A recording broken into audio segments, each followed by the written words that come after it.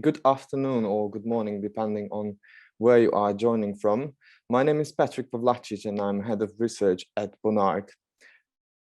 Today, we would like to welcome you to the session on Australia, whereby we will be discussing the latest market developments, as well as the future outlook.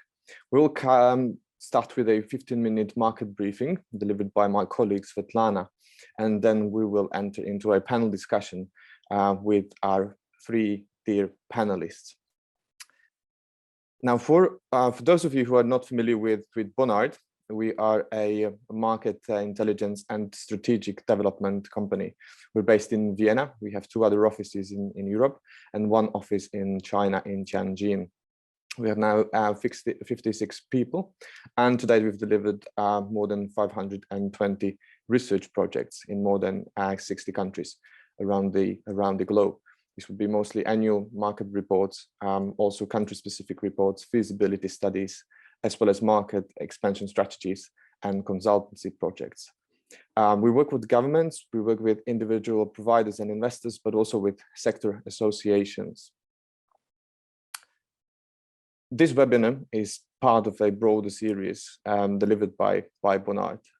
You might remember us delivering few more webinars on China, but also running association panels, which has become a forum where recent developments and insiders' insight from various destinations have been discussed. Today, we're going to obviously focus on Australia vis-a-vis the planned border opening.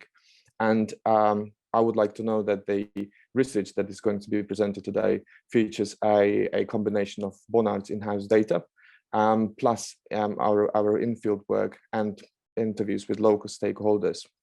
We will be also building on the research delivered in conjunction with English Australia, where we focus on market monitoring, identification of suitable markets, as well as economic impact of COVID, but also the contribution of the industry as such.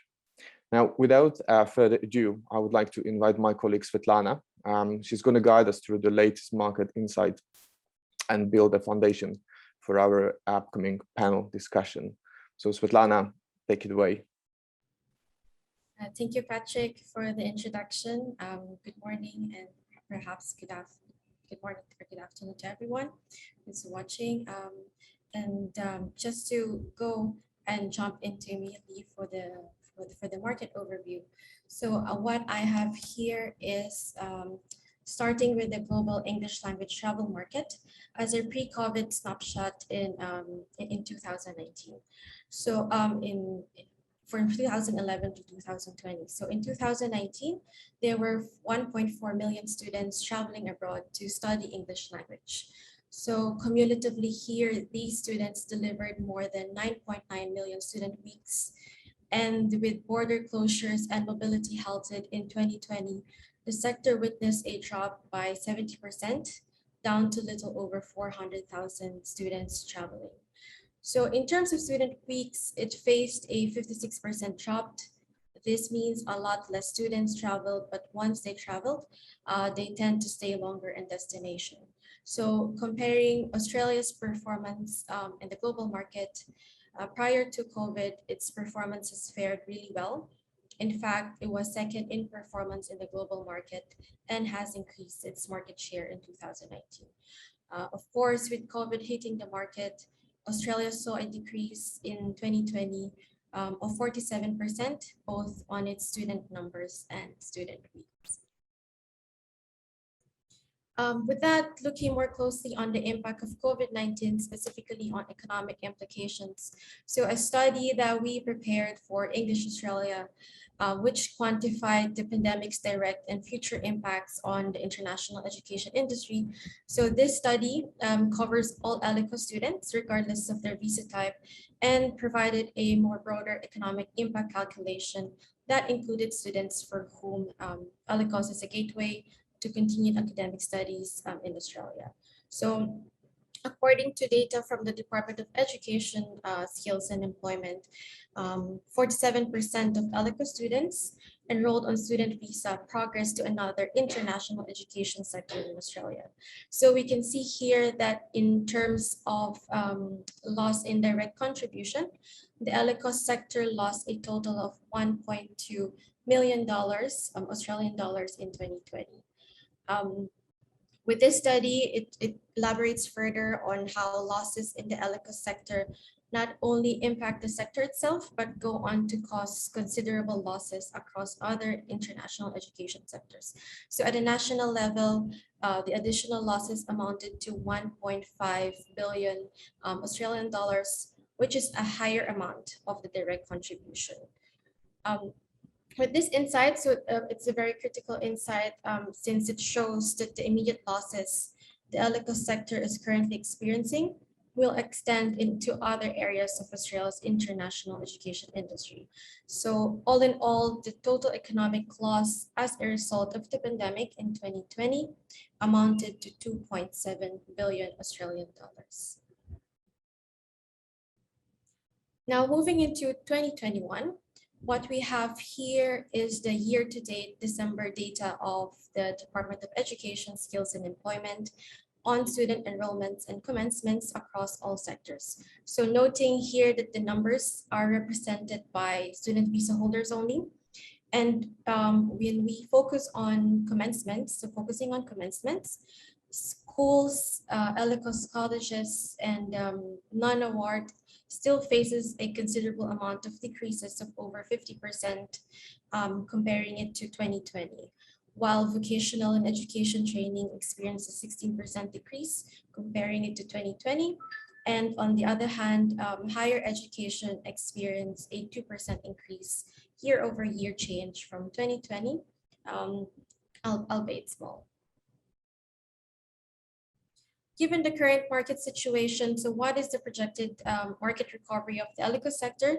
Looking into long-term, realistic projection of Eloqua's colleges was shared in the National Eloqua's Market Report 2020, wherein 45% of responding colleges are optimistic that at least 41 to 60% of their business revenue will recover in 2022.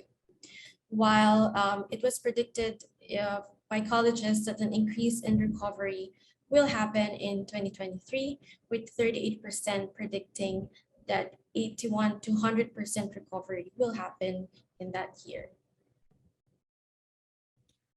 And looking into the short-term future outlook, what I am showing here is the Eloqua student pipeline for Q1 to Q2 2022 period, which is an insight into the booking situation as of December 2021. So cumulatively, Eloqua's providers expect 16% more students between Q1 2022 and Q2 2022. The numbers projected the increase in student numbers from Q4 2021 to Q1 2022, and a further increase is expected in Q2 this year, which is in line with the current further openings with current developments. And of course, with the return of students, the Eloqua's workforce is key for market reconstruction. So what we have here is the hiring plans for 2022 based on the Q4 2021 quarterly Eloqua's market insight that we prepared for English Australia. So colleges have highlighted the need to hire language teachers in 2022, followed by administrative staff who would be working mostly in accounting, technology, and operations. And to quantify the number of employees planned to be hired in 2022, so this year, 35% of the respondents plan to hire at least 1 to 3 employees, while 32% of the colleges plan to hire 4 to 7 employees, with the rest of the colleges responding planning to hire more than 7 employees for this year. And just a quick snapshot of entry requirements with Australia's border reopening. So depending on the state and of course the vaccination status, individuals can now visit the country with the following guidelines, and all of these information can be accessed from the Australian government's website.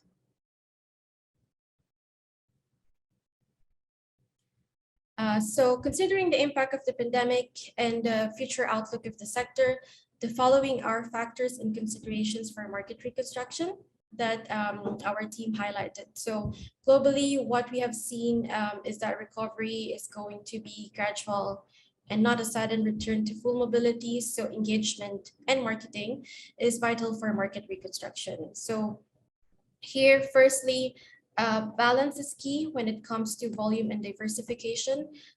Targeting source markets with the highest potential of student returns is important. As engagement is key for market reconstruction, coherent information provision and a combination of in-person and virtual events will be vital elements of marketing and recruitment as well. In terms of offshore opportunities, it is also projected to be stronger and destinations being closer to students with in-country provisions. So online delivery models are expected to stay, with other delivery models complementing it, such as synchronous and asynchronous models. Capacity to rebuild will be key as well in terms of workforce, infrastructure, and training. And lastly, student well-being or services will now facilitate the reconstruction of industry, will not only facilitate the reconstruction of industry, but will also provide the right welcoming environment with reopened borders. And thank you. That ends our brief overview of the market. I would like to invite my colleague again, Patrik, for our next part of our webinar. Thank you, Svetlana. Thank you for the presentation. I think it's really key to acknowledge these both statistics and insights, as they will be absolutely critical in the future phases, where the market will start to warm up again. And we, as global consultancy, have seen pent-up demand for Australia, and the news about border opening has obviously hit the market with a lot of appetite to find out more.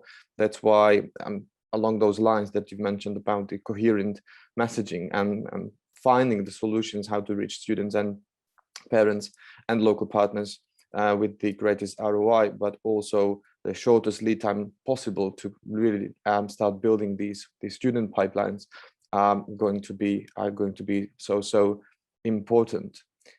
Now it is time to meet our today's panelists, and our guests today need no introduction. We are very pleased that we were able to invite Honorary Phil Honeywood, who is the CEO of IEAA. And many of you in the audience know Phil. He has been the IEAA CEO since 2011, and previously he was a member of the Victorian State Parliament, Minister for Tertiary Education, Training and Multicultural Affairs, and Deputy Leader of the Opposition. Phil is the current convener of the National Council for International Education. Phil, thank you so much for finding the time to join us today. Thank you, Patrik, and glad to be with you. Thank you. Next, we have Brett Blecker, who is the CEO of English Australia. And Brett, likewise, it is a great pleasure to have you here with us today. Brett is a member of Study New South Wales International Education Advisory Board, the South Australian International Education Ministerial Advisory Council, and he's a former expert member of the Federal Council for International Education. We're so delighted, Brett, to have you today. Yeah, thank you, Patrik. It's great to be here and looking forward to the webinar. Thank you. And last but not least, please join me in welcoming Toshi Kawaguchi, who's the Director of International Education and Study New South Wales, representing a state government. In whose remit, Toshi is responsible for managing Study New South Wales team and coordinating international education policy advice for the New South Wales government. He joined Study New South Wales in October 2014 after a decade working at the Commonwealth level in the Departments of Foreign Affairs and Trade and Prime Minister and Cabinet. Toshi, thanks very much for joining us. Thank you, Patrik, for having me. It's a real pleasure to be with such a distinguished panel and to have a chance to speak to your audience. So thank you for having me. The pleasure is ours, and we're really grateful that it was possible to put together such a distinct panel. All of you represent vast experience, first of all, and second of all, you have different angles and different expertise to share. Coming from a sector association, a state government, and also having that overarching view of the market. Perhaps to bridge what Svetlana mentioned in her presentation, let's start with the steps that have been taken to ensure a safe and smooth return of international students. Our first question in this regard would be that with plans underway for the return of international students to Australia, can you guide us through this process from your own perspective? And I'd like to start with Phil on this question. So Phil, if you can share how you perceive this and how you are facilitating this process. Thank you, Patrik. Well, as many on the webinar attendees would know, Australia really closed in on itself straight after the pandemic 2 years ago. We had our borders closed, very much like, almost like countries like China, where it was very difficult to get into our country. And our Prime Minister didn't help by telling the international students who were in Australia at the time 2 years ago that they should just go home if they couldn't survive here on their own. 2 years later, we now have the same Prime Minister who is falling over himself to welcome the international students back. He's providing student visa rebates, so the $640 student visa fee can be refunded in full to students if they apply within a certain time. We've got now 80,000 international students, both new students and returning students who have entered Australia since December the 15th. So it's really an exciting time. And of course, they've also offered any international student uncapped working rights. So it's only a temporary measure. They'll review this in April, but we think that many students like the idea that instead of being limited to only 20 hours a week paid work while they're studying full time at the moment, they can come to Australia and work unlimited working hours, given that we've got so many skills in the economy, so many vacancies, that the jobs are there for these young people to have if they want them. So, yeah, I mean, we've gone from Fortress Australia, very difficult to come into the country, now to government policy being very supportive with visa rebates, with uncapped work hours.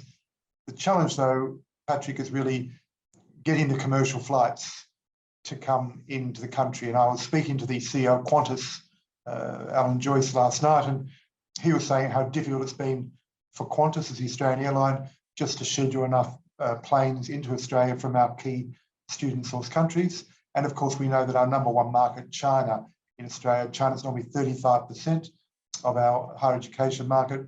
We're only getting about 10% of Chinese students in compared to 35% normally, largely because it's difficult to get a commercial flight out of China with the Chinese government's COVID zero policy. And also some parents are worried about sending their Chinese child to a country that's got Omicron, which it's the same in Canada, UK, all over Europe, but that's a Chinese issue.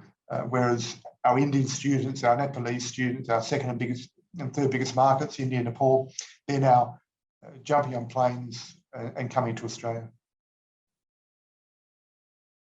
Thanks very much. The same question for you, Brad. And I know English Australia has been doing a lot in terms of communicating the messaging. What's your take on all of this? Yeah, thanks, Patrik. In terms of the reconnecting message, I think to Phil's point, that there's certainly a lot of positivity around student returns at the moment. With Australia, we have exceptionally good data in terms of that arrivals data that Phil just noted.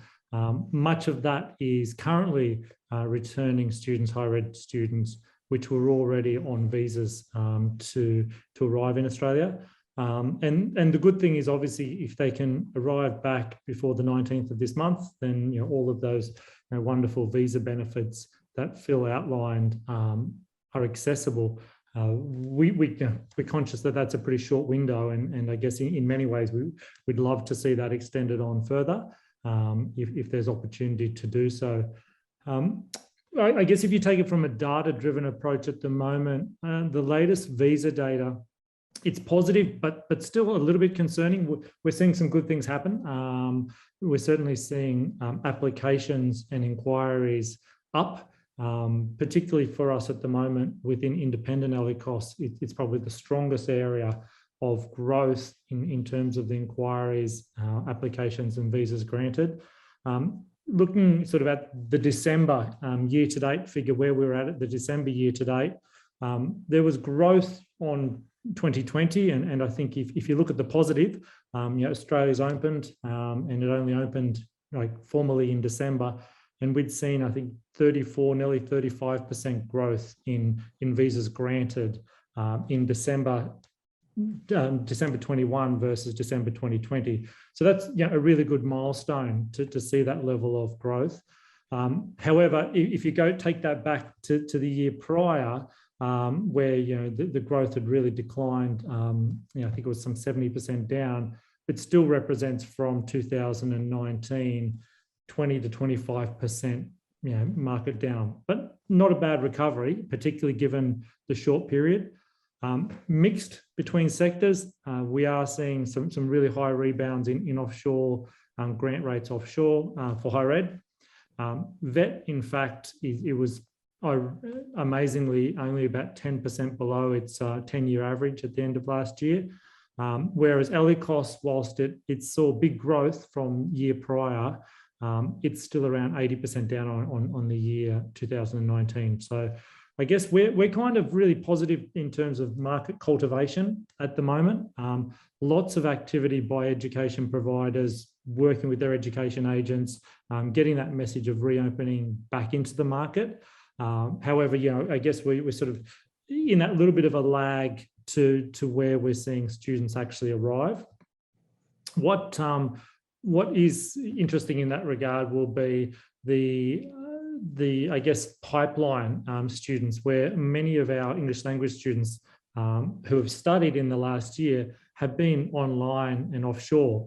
We've seen around 50% of all the students captured within our quarterly surveys in online offshore, majority to pathway through into further study. And I guess we're just interested now to see how many new student arrivals will particularly come.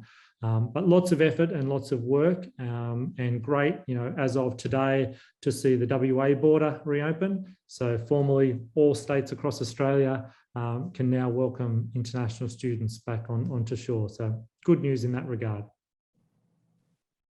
Indeed, and thanks very much for elaborating on that. And of course, probably it is due to appreciate all the help coming from individual colleges that support the research activities and provided this data on a quarterly basis as well as annual basis. And in addition to that, those research projects that we did to document the impact, so that we knew where the starting line was. So a huge appreciation to all the Eloqua colleges that keep on supporting these initiatives.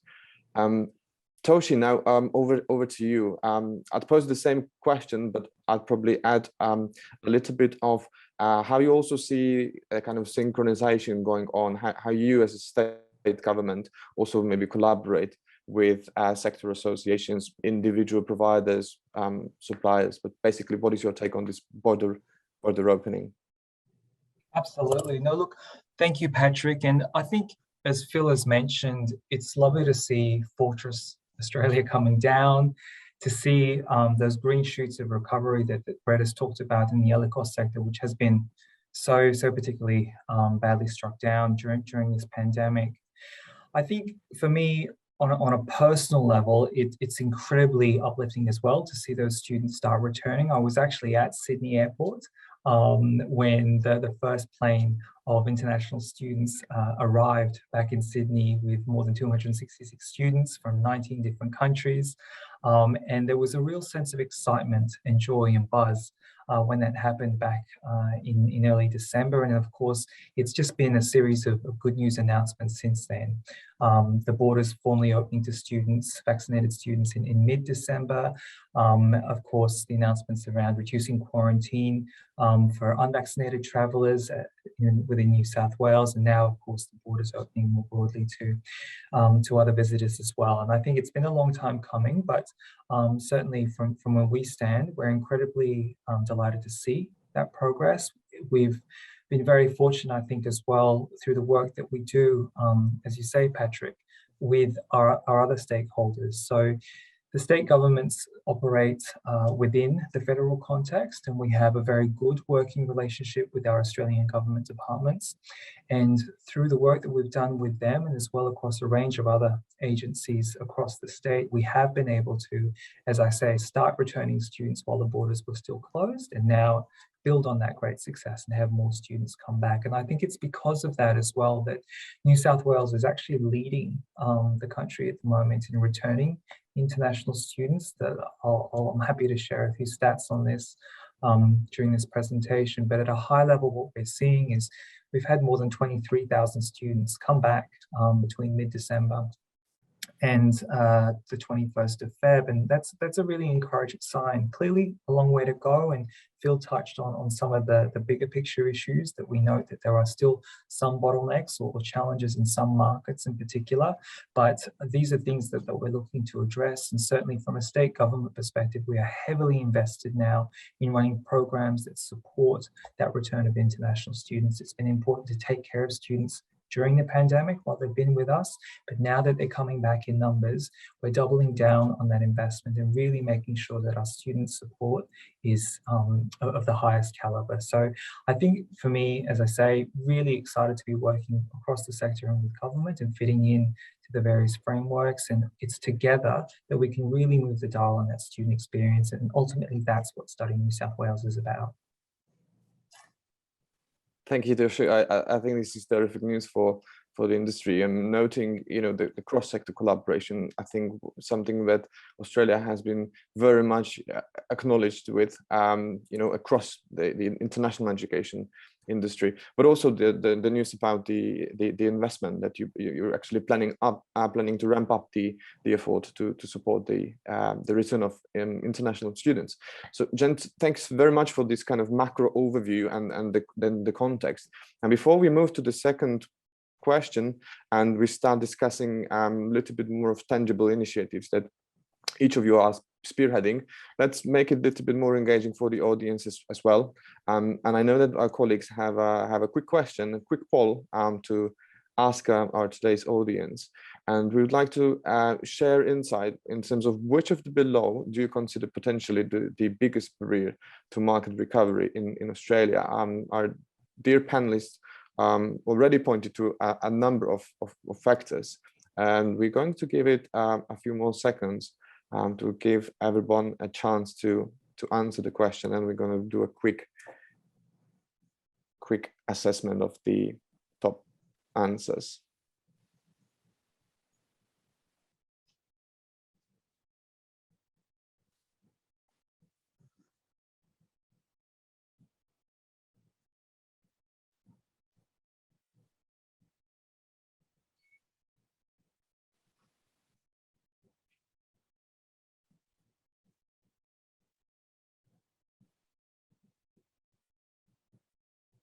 Okay, a few more people responding still.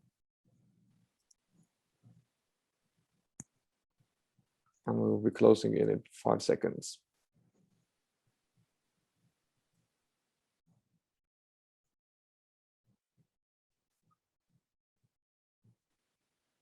Right, so the results are in, and the majority of our today's audience members believe that rebuilding student pipeline is going to be the biggest challenge. Then another cohort, quite considerable, a third of our today's guests believe that ensuring smooth visa processing is going to be a challenge. And then on the third place, we have a shared place for two responses at 6%, ensuring student well-being and rehiring teachers. which is also something that we've noted across the globe with destination opening, the difficulty to obviously rehire teachers. Many of them already left the industry. I think this quite mirrors what we're seeing elsewhere. So thanks very much for that input. And now we're going to touch base on some of the practical aspects of this written of international students, so that we can gauge a little bit what are the concrete steps and maybe what is the focus of each of you in terms of the border opening agenda. I'm going to go back to you, Phil, with this question, and we'd like to know how, in your capacity or remit, do you intend to facilitate this return of students? And if you could elaborate on what campaigns or specific initiatives have you recently launched or will be launching in the near future? Thank you, Patrik. I don't know if we've got the slide deck there that I've provided, but I'll take people Indeed. through some of the government initiatives. So Australia, if we've done anything well for international education in this country, it's been our governance model. So we have the world's only National Council for International Education, which brings together 7 federal ministers, and it's chaired by our federal education minister, and 11 non-ministerial expert members from universities, from education providers, etc. And importantly, we meet every month or every 6 weeks, and we meet at least once a year with the 7 ministers to ensure that our Prime Minister is given an annual report about what needs to be done to improve international education in Australia. So that's a high level, and we've just launched last November a new national strategy, which is from 2021 to 2030 and contains some really important initiatives to really help rebuild international education in the next decade. I should also mention that at state government level, we also have state government international education advisory councils, and at the moment I'm the acting chairman of Toshi's Study New South Wales advisory board, and you've heard Brett's on the South Australian one. So it's good that at the state government level we have the engagement as well from those politicians who are more involved in service delivery. When we look at the national strategy, Patrik, quickly I would identify 4 major initiatives. One is the federal government just announced $10 million Australian dollars for 6 really important projects to try and help restart our industry. So one of them would be for transnational education, pilot projects to try and prove up some good offshore campus partnership models. Another one is for a guide for international students coming to Australia about what they can expect and all the services that are available to them.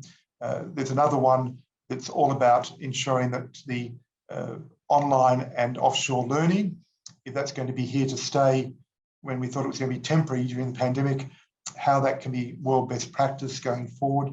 So there's some really good projects that the government are funding that flow out of our new national strategy. The other area, which is quite interesting, is an $8 million grant to design up to 70 new micro-credentials.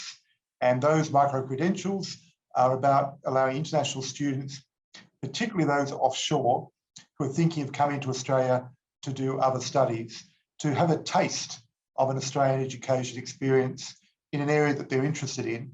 That micro-credential will give them some academic credit that they can then bring to Australia or continue studying online a proper degree or a master's program. So those 70 new micro-credentials, I think, will really help ensure that rather than just doing the normal Bachelor of Business degree that so many international students do, we can really cut through some of the niche areas as well, you know, cybersecurity, a lot of the IT related. Another initiative, which is really important, is we've just all had to submit papers, our submissions on how we can maximise international student diversity on campus at our public universities. The problem being that some of our universities have relied too heavily on Chinese students or too heavily on students from the subcontinent. So the government want to know what they need to do to ensure that in field of study, in student source countries, they can really get some diversity from other parts of the world. One of the arguments I put in my association submission, well, is Australia doesn't get many students from Africa, whereas Europe gets a lot of students from Africa. So we need our immigration department to be more working closely with our education department to ensure that we can get the African market up and going in a meaningful way for Australia.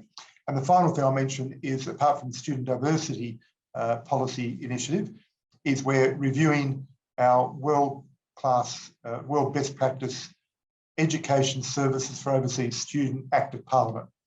And from that flows a whole lot of protections for students who come to Australia, including tuition protection, including in guaranteeing quality of delivery that providers have to, education providers have to sign on for. So that legislation is being reviewed to make sure that it's world best practice, to make sure that it factors in the offshore online learning, the hybrid study models, and the 2+2s and other offshore arrangements as well. So they're the 4 big initiatives to come out of the national strategy. And happily, we've actually got some money from the politicians to implement some of those projects. Thank you, Phil. That is an interesting take, and I appreciate you highlighting those most important, because again, going forward, it will be essential that the messaging is really coherent and consistent. Now, Toshi, from your perspective and experience, what are the specific activities and campaigns that you can share with our audience, perhaps the ones that they could also support or tap into? Yeah, of course, Patrik. I mean, Phil's done a wonderful job of talking about what's happening at the federal and national level. And of course, as a state, we look to sit there and support that national effort with more of a local, I suppose, flavour, shall we say. I'd like to touch on perhaps the new New South Wales International Education Recovery Strategy that was actually released by Minister Ayres in December last year. And it's the product of a lot of consultation with the sector. Clearly, it was time for a bit of a reset, and we had to take a look at how government can support the sector continue to grow during this challenging period. And to touch on, what your audience has identified with the poll, how do we rebuild that pipeline? And so, Svetlana, if you wanted to skip ahead a few slides, there's a slide there on the recovery strategy after the graphs that I think might be useful for the audience to look at. But it essentially summarises the 4 pillars of activity that Study New South Wales and the New South Wales government will be focused on going forward over the next sort of 12 to 18 months to really give the sector that boost that it needs to help recover. And as I say, this is the product of a lot of consultations, and this is what the industry is telling us they need. So we touched on the international student return earlier and the role that the state government has helped in bringing back international students while our borders were still closed, and the success that we have had in doing so. But that was the trickle. Now our borders are a little bit more open, and I think there is a role for us to continue to support that return. There was an option to select other in your poll, and I thought it was quite interesting. In my head, I was thinking some of the other challenges that we're looking at are flight capacity, and Phil touched on that in his discussions with the Qantas CEO, but I think as well reputational issues. And I'm really hoping that today's talk can help address that, because I think there's still a bit of a myth or misunderstanding that somehow Australia is not welcoming of international students. But what I hope to convince your audience of is, in fact, that we really are significantly investing in the space because we care about our international students and we understand how important they are to supporting our communities, to adding that cultural capital. And every year we run New South Wales International Student Awards, which celebrate exactly what it is that international students do in terms of their volunteering and support. So this is something, as I say, I'm looking forward to addressing with the audience today. But so we're bringing international students back, and our website now has very clear guidelines to help students navigate the many layers and conflicting information that exist out on the internet, so that they have a one-stop shop as to, really what are the documents, what are the things they need to do in order to return. And we've put that information in a range of different languages just to make it a little bit easier for our students to come home, or for their parents to help them navigate the hurdles in coming home. The other significant pillar that we've identified is the need to really step up our promotion and marketing. And that's part of the reputational damage that I spoke about. I think the reality is a lot of our international competitors have kept their borders open during this period, and students have been able to flow into some of our other markets. And really, it's time for us to showcase, no, really, these are the things that made Australia such a success story pre-pandemic are very much, still around, and our proposition as a study destination remains very much intact. The quality of our education providers, the lifestyle benefits offered here, and the opportunities to work in what is an incredibly dynamic and innovative sector. And I know we have many student entrepreneurs budding there, looking to sink their teeth into these opportunities, are very much still present, and the government is supporting those. So Study New South Wales is rolling out a series of new offices overseas, where we will have education-focused roles dedicated to helping to grow the market in those emerging markets. So look out for those New South Wales government staff in places like Santiago, in places like India, and also Jakarta in Indonesia, as well as the work that we continue to do to protect our key markets in places like China as well, which are so important to the New South Wales international education sector. The other pillars here are really about student experience. We need to invest, as I say, in helping our students find those jobs, in the safety and well-being of our international students while they're here, because unless that experience that they have matches the postcard, then we're missing out. Sydney has got so much to offer on paper, but we want to make that a reality. And our job as a state government agency is to help those students access those opportunities and really make the most of their time while they're here. And the point I make about ecosystem development is that it is a large ecosystem. We need to be considering this from an articulation and pathways perspective. Eloqua is absolutely critical to the rest of the sector, and we need to make sure that this sector is thriving to provide that pipeline of students onto other areas of study. Similarly, I think there are lots of commercial opportunities out there. We know about online education being more of a factor than ever, and we can help our ed tech sector, and through that help our education providers access new markets which have opened up since the pandemic has been around. So this in a nutshell is where the New South Wales government is focused. There's some additional information I can provide as to specific programs, but in light of the time, Patrik, I might just leave it there for now.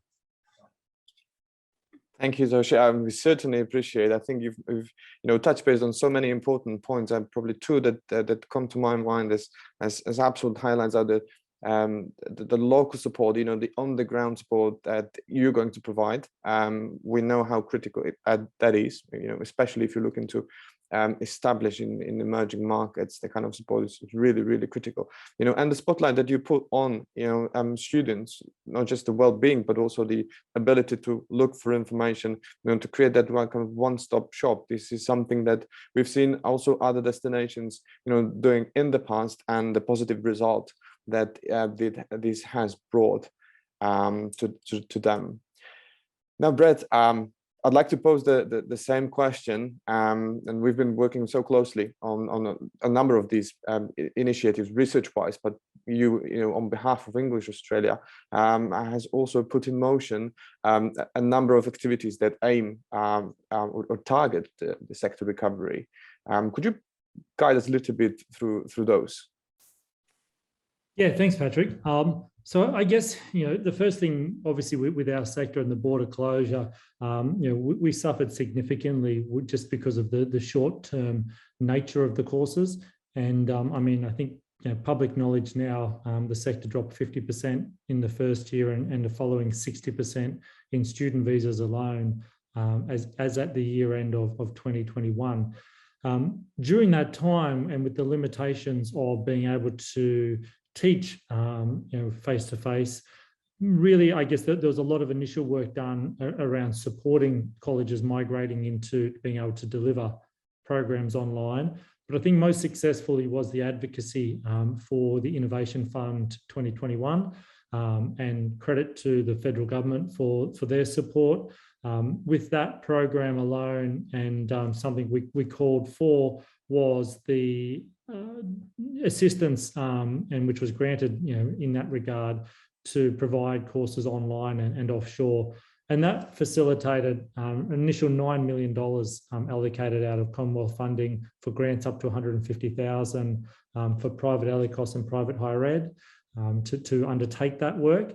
And a second tranche, again, which we called strongly for under the Innovation Development Fund, will shortly be released, targeting private Eloqua specifically, to again allow providers to try and leverage that online development and create new markets offshore. And really, there's twofold. One, it was to establish a pipeline, and B, for hopefully business transformation, which can support long-term economic benefit as well. I think, during this process, information dissemination has been a really key part of it, and there's been so much change in the way in which the regulatory settings were applied. Credit to the regulators in their flexible approach. But equally, things that we've noted in this seminar around initiatives to support students, many of those were done on a state-by-state basis. And it's great to have Toshi outline, the wonderful work from New South Wales. And collectively, each state has had a dedicated team working on supporting students, whether it be through in-country accommodation and welfare support, in ways in which they've tried to overcome quarantining arrangements. We were advocating for more digital-led solutions in that regard, and I still think that there is an avenue that we need to be moving, not just in course delivery, but in the way in which we provide information and services through digital means, particularly coming out of COVID. And on that, one of the issues you noted on health and safety, that's going to be just a key and paramount support service that students and their parents are going to be seeking to have information on. Advocacy and support, and I noted previously some of the initiatives that were beneficial in terms of getting funding. Equally, regulatory relief and other opportunities which I think supported business sustainability over the last couple of years. Our focus has turned, and in the reconnecting component, we're really trying to work as closely as we can with Department of Home Affairs. We're seeing, as their infrastructure comes online too, they're still moving caseloads, so we need to ensure that where there are unusual spikes in visa rejections, where there are markets that we're looking to open up, as Phil noted, for diversification, there's alignment in the application of the genuine temporary entrant assessment. And unfortunately, I must admit, it's been a task even in the last few weeks to try and get on top of cases that we think at the moment, probably aren't being considered genuinely in terms of their actual attributes of coming to Australia. And the cost of the flight to get here shouldn't be the overcoming burden for them being able to come and study in Australia, and we're seeing that far too often in visa rejections. So, myself, Phil, and other colleagues, we've got our consultative committee coming up next week, and again, working in concert with key government agencies in marketing and promotion, which I'll demonstrate in a little bit, but equally to make sure that equitable systems are being put in place. And just on that last one, I think that to just round it off, we are seeing different state government initiatives, and I think there was a question earlier around what's happening in Queensland. Phil's probably responded to that in terms of the joys of federation. And in that regard, I think there's a genuine commitment from each one of the state territory governments, be it Study Melbourne, Study Perth, Study Adelaide, Study Queensland, right around each of the territories.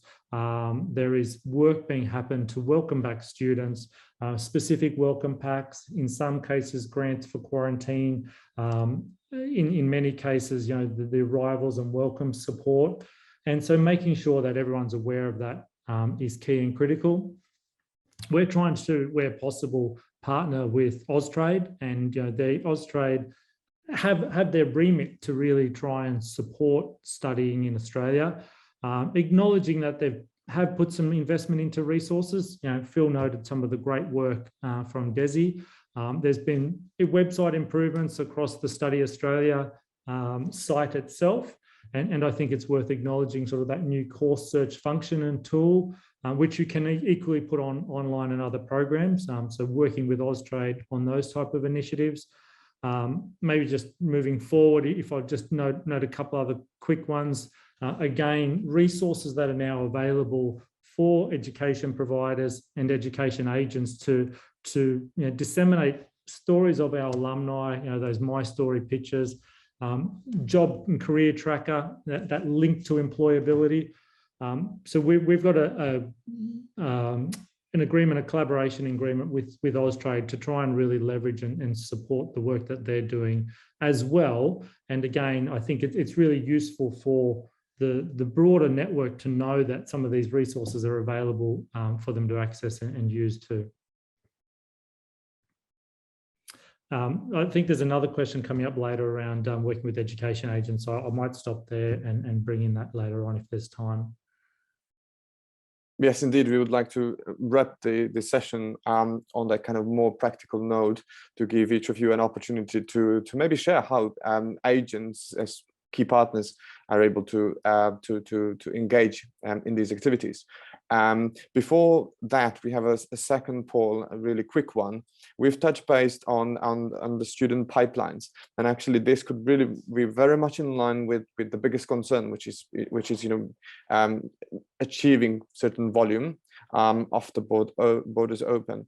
So the question we'd like to ask the audience is, considering the planned border opening timeline, what percentage of pre-COVID-19 levels, and you can use 2019 student enrollment as the benchmark, do you expect Australia or your institution, depending on whom you represent, will be able to achieve in 2022? So we're looking at a diverse audience, and we do believe that this could be an interesting insight for all of us here today. In the meantime, we were also monitoring the Q&A section, and there were questions coming up. So I wanted to thank for the ongoing conversation in there. If you still have any questions, I'd like to encourage our audience to post the questions, and we will make sure that it gets addressed after the webinar as well. Okay, and the quick results of the poll. There are 3 answers which resonate amongst the audience the most. 40%, or actually 22% of our audience believes that Australia will achieve 40% of booking levels compared to pre-pandemic levels, and 20% believe it's going to be either 30% or 50% by the end of the year. So thanks very much for that insight. I think it is very much in line with what we've gauged as part of the latest Eloqua market report. Now, our very last question before we wrap up, and I'd probably like to turn the order a little bit now, starting with you, Brett. How do you see education agencies, but also other partners and key stakeholders could engage at this moment of time? Yeah, Patrick, I mean, our education agents are a critical part of that pipeline. We know that in terms of the benchmark number of students that traditionally come through the pathway. And, at this time, I think that we have to be really critical in terms of the way in which we have close relationships with those agents. This is the time when the quality agents, and working with quality agents is paramount.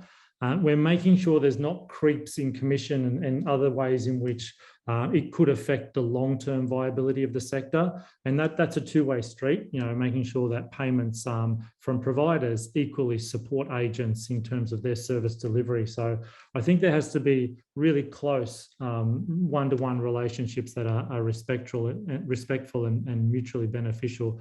But, cost containment and payment processing and those things are paramount. I do acknowledge, from our Austrade perspective, and we participated in their first ever Global Agent Week, which occurred at the end of last year, a great initiative to show, the Australian government's support for agents.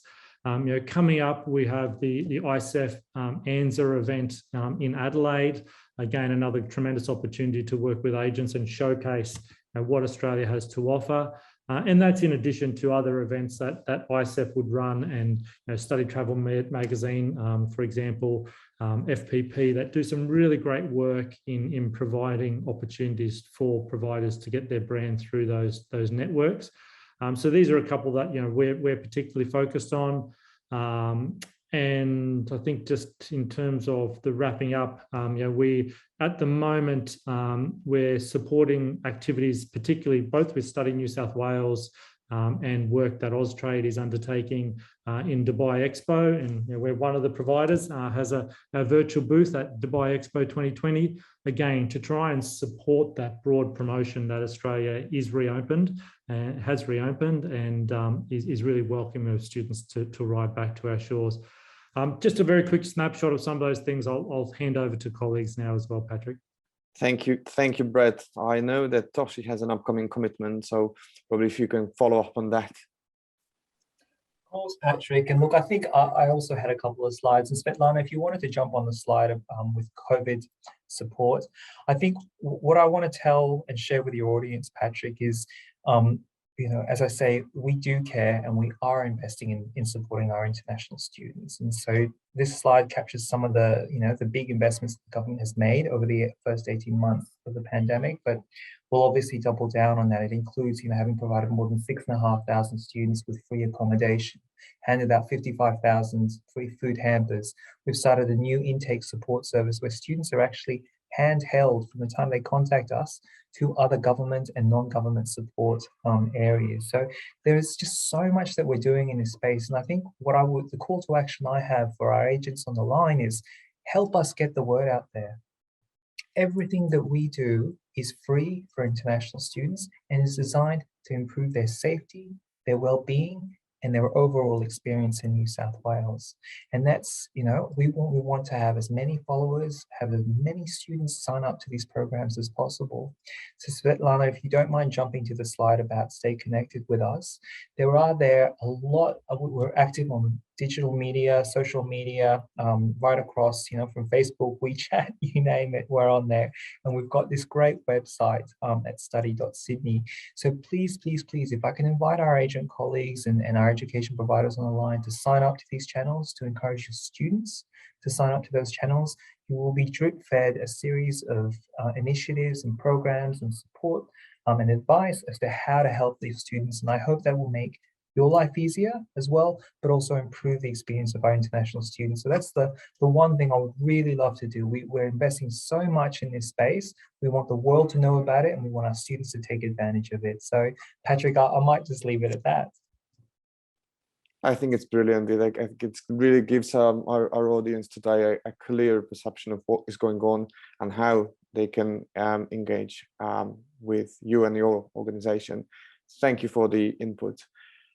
Phil, perhaps would you do the honors and wrap up the session? The same question.